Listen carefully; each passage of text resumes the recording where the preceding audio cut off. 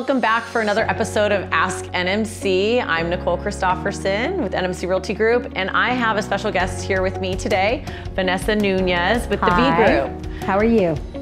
We are going to be discussing a topic that I have had to build my knowledge base on, but I still go to my trusted advisor, which is Vanessa, and I have a bunch of others in our EXP network because we definitely do a lot of collaborating. So today, Vanessa is going to share all of her expertise on farm and ranch. So thank you so much for joining us. Oh, thanks so much for having me, because farm and ranch, it's definitely a whole other territory. Not just, go in, find the house you love. There's a lot more that's included. And you have unique branding to be specific to your clientele there. Correct. That's important too. I do. I have Ranch, Texas, so absolutely. So she's growing and evolving, and she's got a huge demographic of friends and clients in farm and ranch. But I wanted to get some more specifics out of what makes it so different than a residential real estate transaction. It sounds like, oh, somebody's buying a property, I'm just gonna go write a contract on it and I might just have to use a different contract, but whoa, it's a whole nother ball game. So let's talk about the important factors. There was one that you mentioned, like acreage, and the components that go into really understanding that in these There's a lot when you go into looking at acreage properties, because it's Texas, size matters. So everything's bigger in Texas, so the more land you have, the better you are. That's kind of how it's measured, but not really, but that's what we like to think. But in farm and ranch, there's so many different aspects of it. First, you got to look at acreage, and you've got to know what is going on in terms of ag exempt, because a lot of counties right now, with the influx of people coming in, they're changing what an ag exempt looks like now. There's no longer the standard. For our consumers that don't know what ag means? So ag means agricultural. So is it agricultural exempt, which really significantly lowers your taxes. So you only have to homestead 1 acre, and then the rest is ag. But we've had such an influx of people coming in from various states, and we all know those states, but they're coming in and thinking that they can just buy 10 acres and now have an ag exempt property, and technically 2 longhorns serve as your ag exempt. So you get 2 big yard ornaments, which are live longhorns, and they feel they're ag exempt on 10 acres. Well, that's not exactly the truth anymore. So you've got to know which counties are going to 14, which ones are going to 20, which ones are going to 12. So a lot of them are changing their demographic of what is considered ag exempt. So some properties people buy and they're like, well, I'm gonna just have the acreage, but I don't want any more animals. Ooh, rollback taxes, can we say? So there are other exemptions outside of agricultural exemptions? There are. It's called wildlife exemption. So I always encourage my people, even if they do have an ag exempt, that we want to take a look and have the wildlife management come out. You can pay a consultation fee. Usually I tell people prepare to pay about $2,500. It does vary in different counties, but that's kind of a very, account for that cost. And so that's kind of like a report in your transaction or in your option time, where you're going to go and you're going to have the wildlife people come out and give you Not usually a in reading? Your option. It's that's usually something that if they're already ag exempt and they don't know if they want to continue. Got it. Because when they purchase it, you will have to go down to the county and file your ag paperwork with whatever county you're in. So let's just say that you're in Travis County and you need to go down and file to the county clerk's office, and you need to go down to the district, the tax district, and file not only your ag, but your brand, and there's a lot of different things that go in with that. Post-closing. Post-closing. Okay. So, but you want to go in and check to find out what that ag is up front, because you want to make sure that you're going to continue the same use. So it would transfer to you, then you would be responsible for maintaining it post-closing to remain, have that exemption remain. Most people have leases, so they have grazing leases.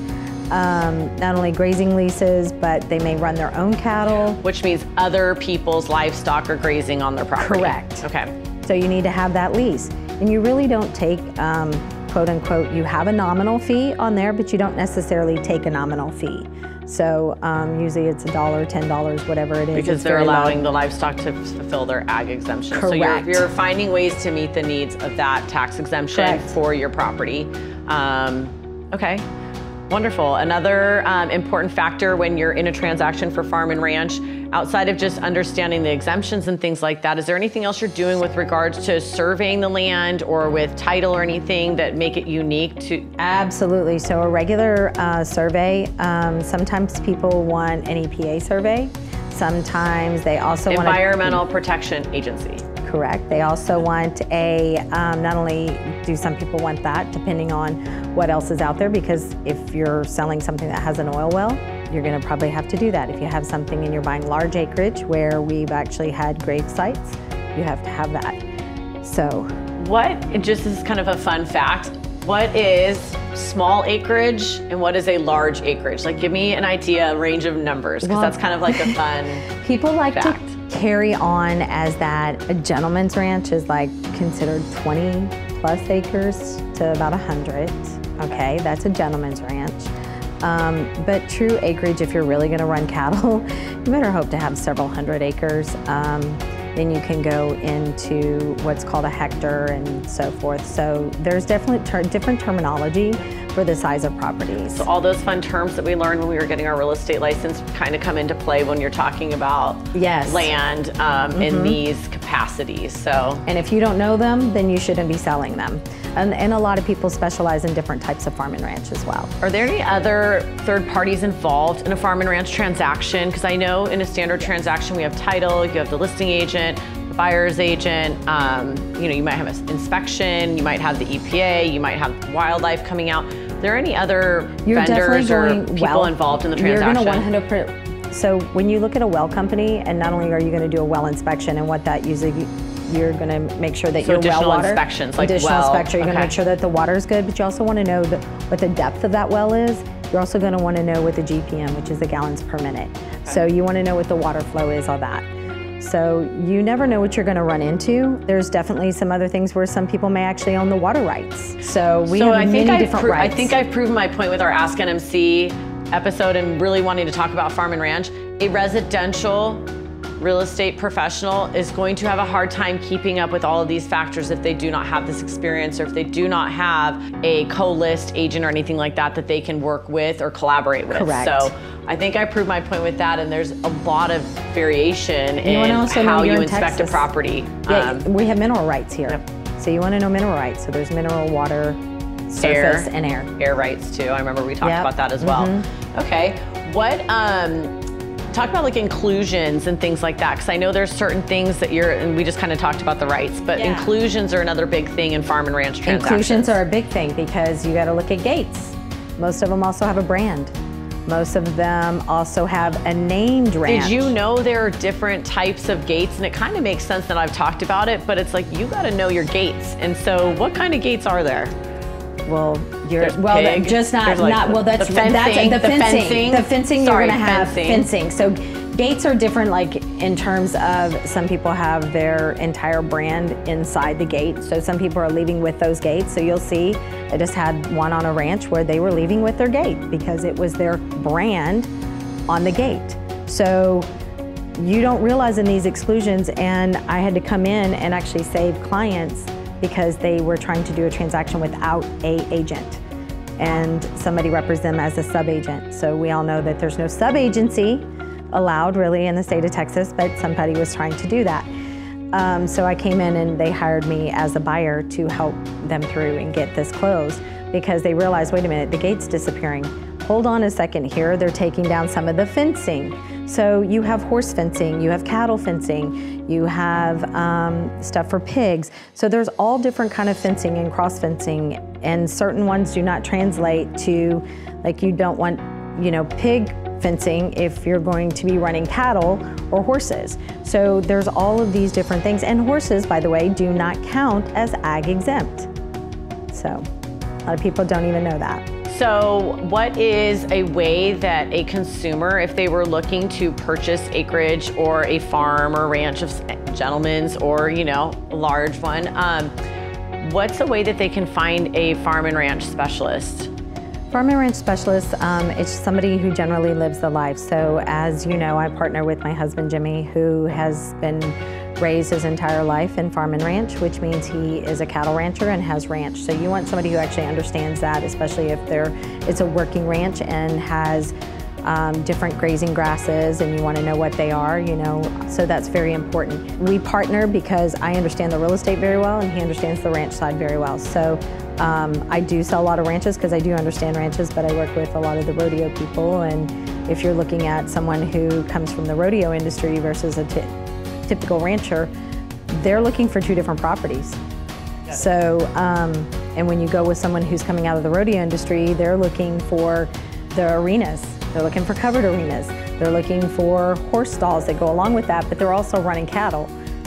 So it's kind of similar like when you're working with an agent that's in different regions of an area, whether it's, you know, hill country versus city, and understanding the different types of communities and taxes and things that come along with it. So you're collaborating with your ranch community and your, you know, rodeo community and stuff like that to see who has different specialties and where, and you guys are working together. And it is my understanding that you guys are very apt to just be able to refer stuff to each other if it's something that's not able, you know, that's not your niche either. You can, in farm and ranch. But you'll see a lot of people in farm and ranch, we cover huge territories, meaning I've sold just this year alone, I had one close in Huntsville, I've had one close in Waco, I've had one close up north of Fort Worth, so on bigger ranches. And so people get very specific. So a lot of times you're looking for specific items on properties that are not just everywhere. So you have a very limited source. You may only have 5 properties in the state of Texas when it gets really down to certain specifics. And so what I'm getting at here is that you're using your rodeo community and these other outlets to communicate with people about specific property features, and you're collaborating a lot more with your community and stuff like that to be able to find these for your consumers and your buyers and whatnot. I think that's really interesting too. And we operate a little bit differently too. Farm and Ranch also a lot of times operates more like a commercial division. Well, you have your own areas, like I don't want to call them MLSs, but you have your own search. Correct. We actually have a land. Yes, we have our own search engines that we definitely, like CCIMs do with commercial. We have our own land MLSs. So if you're really focused on land, you really should be talking to somebody who understands the land. So there's another one of my hints. If you're looking for farm and ranch, you need to make sure the professional you're working with has access to all of these resources, because it's definitely going to benefit you in your search. Yeah, you're not going to just pull up on, you know, for example, our local MLS, and you're going to find, is there some properties? Yes, but the full scope of what's really available is yet generally not on any MLS. It's going to be on some Lands of Texas, Lands of America, or the Land MLS, which is a co-op. So definitely making sure you're working with a professional that has that specialty and that experience is going to help you. It's the same with commercial or city living versus hill country living, and that's why our team is so vast, and we have agents that are living and have lived and have experience in these different areas of the city. But getting out to farm and ranch, if anybody's looking for a ranch, you definitely know that we have a network of professionals that we collaborate with, and Vanessa's definitely one of my farm and ranch specialist friends, and we talk a lot about the contracts. I mean, I think yesterday we were on the phone 2 different times for an hour and not talking about farm and ranch. No, but we were just talking contracts in general. Just the power of our team and being brokered by EXP and being able to collaborate and have these numerous resources at our fingertips that don't just help our clients here in Texas, it helps our clients throughout the nation. And I know everybody talks about relocation and stuff, and it's a big thing, but you know, you need to know you're working with somebody who knows Texas and knows farm and ranch if you're going to be looking to buy a large parcel of property, and know what tax benefits you can have from that too. Exactly, so, and know if they're even in opportunity zones. Exactly. Because a lot of farm and ranch is also in opportunity zones, and what does that translate to?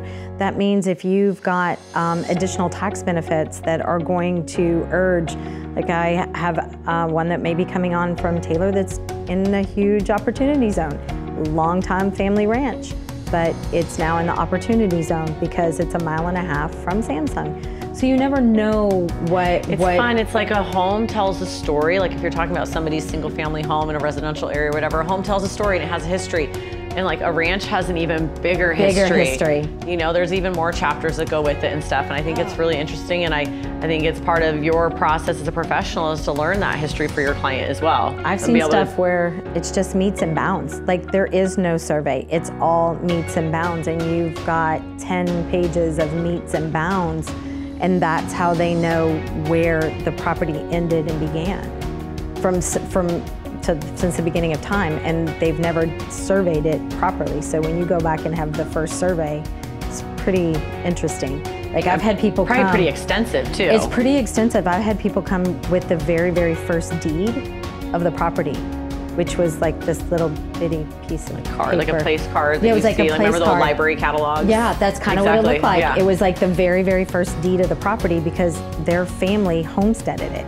So back I'm talking 250, 300 years ago.